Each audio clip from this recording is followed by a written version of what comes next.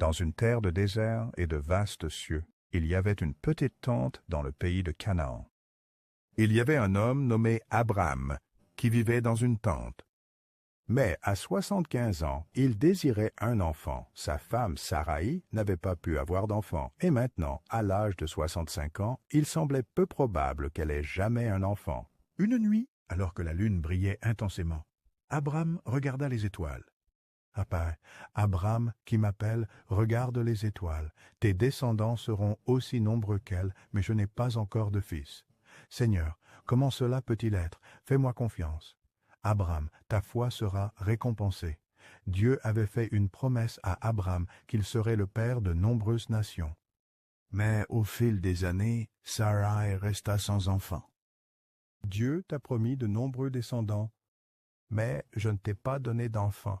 Je fais confiance au plan de Dieu, mais je m'inquiète pour nous. Se sentant désespérée, Sarai pensa à un plan. Elle croyait que si elle ne pouvait pas avoir d'enfant, peut-être que sa servante Agar pourrait en avoir un pour Abram. « Je veux que tu prennes Agar comme épouse. Elle peut avoir un enfant pour nous. » Sarai pensait que c'était le seul moyen de réaliser la promesse de Dieu. Agar tomba enceinte, mais Sarai ressentit une profonde jalousie grandir en elle avec le temps. La jalousie de Sarai se transforma en colère. Elle avait l'impression qu'Agar la regardait avec mépris. Elle a confronté Agar et leur relation est devenue tendue. Accablée par tous les mauvais traitements, Agar a décidé de s'enfuir. Elle s'enfuit dans le désert, cherchant sécurité et réconfort pour elle-même.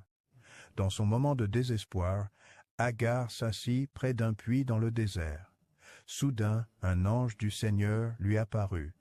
L'ange lui apporta du réconfort et lui dit que Dieu avait entendu ses pleurs. Il lui a dit que Dieu a un plan pour elle et qu'elle devrait retourner vers Abram et Saraï. Agar, n'aie pas peur, tu auras un fils et tu le nommeras Ismaël. Il sera une grande nation, car c'est le plan de Dieu. Remplie de nouvelles forces et d'espoir, Agar retourna vers Abram et Saraï. Au fait, si vous trouvez ces vidéos intéressantes ou agréables, veuillez envisager de vous abonner. Cela prend beaucoup de temps à réaliser et cela aide vraiment. Après de nombreuses années, Dieu est apparu à Abram à l'âge de 99 ans. « Je suis le Dieu Tout-Puissant, marche devant moi et sois intègre, je ferai mon alliance entre moi et toi, et je te multiplierai grandement, en été détoyé. » Dieu parla alors à Abram, disant, « Tu ne seras plus appelé Abram, mais ton nom sera Abraham, car je t'ai fait père d'une multitude de nations. » Ce changement de nom signifiait une nouvelle identité et un nouveau but pour lui. « Je te rendrai extrêmement fécond, et je ferai de toi des nations et des rois sortiront de toi. » Dieu parla ensuite à Abraham au sujet de Saraï. Il dit, « Quant à Sarah, ta femme, tu ne l'appelleras plus Sarah, mais Sarah sera son nom, car je la bénirai, et elle deviendra des nations. Des rois de peuples sortiront d'elle. » Abraham tomba face contre terre, adorant Dieu. Waouh! Il était rempli de joie et de gratitude pour les promesses faites à lui et à sa femme un jour. Alors qu'Abraham était assis à l'entrée de sa tente, 3 anges lui apparurent. Reconnaissant leur nature divine, il se dépêcha de leur offrir l'hospitalité. « Anse, mon Seigneur, s'il vous plaît, restez un moment et laissez-moi préparer un repas pour vous. »« Très bien, nous resterons. » Les anges partagèrent la promesse de Dieu avec Abraham, disant, « Je reviendrai certainement vers vous à cette époque l'année prochaine.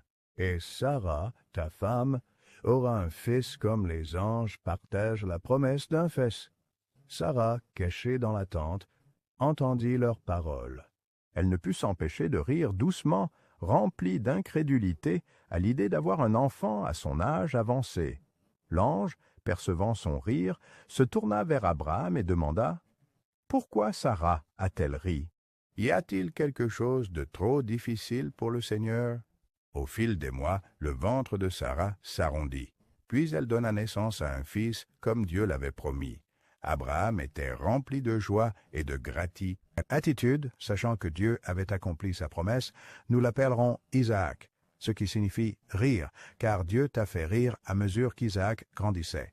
Il a apporté une immense joie à Abraham et Sarah. Abraham a pris le temps d'enseigner à Isaac les promesses de Dieu. Il a inculqué à Isaac l'importance de la foi et de l'obéissance. Un matin fatidique, alors que le soleil commençait à se lever, Dieu appela Abraham. « Abra, prends ton fils, ton unique fils, Isaac, que tu aimes, et va au pays de Moria. Offre-le là comme un holocauste. » Malgré la tristesse intérieure, il résolut d'obéir. Il croyait que Dieu, qui lui avait donné Isaac, pouvait aussi le ressusciter des morts si nécessaire. Avec un cœur lourd, il rassembla les provisions pour le voyage, rempli à la fois de crainte et d'une foi inébranlable. Alors qu'ils voyageaient ensemble, Isaac, ignorant le véritable but de leur voyage, demanda « Père, où est l'agneau pour l'offrande ?» Le cœur d'Abraham était lourd. Pourtant, il gardait un calme apparent. « Dieu pourvoira mon fils en arrivant à l'endroit désigné. » Abraham construisit un autel, se préparant pour le sacrifice, les larmes coulant sur son visage. Abraham lia Isaac et le plaça sur l'autel. Mais juste au moment où il allait agir, une voix perça le silence, l'appelant du ciel. « Abraham, ne porte pas la main sur le garçon pour l'instant. Je sais que tu crains Dieu, tu ne m'as pas refusé même ton fils, ton unique fils. » Le cœur d'Abraham s'éleva de soulagement lorsqu'il leva les yeux et vit un bélier pris dans un buisson par ses cornes. Dieu avait fourni un substitut pour Isaac, démontrant sa miséricorde et sa fidélité. « Je vais offrir ce bélier à la place de mon fils, car Dieu a pourvu. » L'histoire d'Abraham et Isaac nous enseigne des leçons profondes sur la foi, l'obéissance et la nature de Dieu. Elle nous rappelle que la véritable obéissance exige souvent de nous que nous abandonnions nos désirs et peurs les plus profonds à Dieu, en ayant confiance qu'il sait ce qui est le mieux pour nous.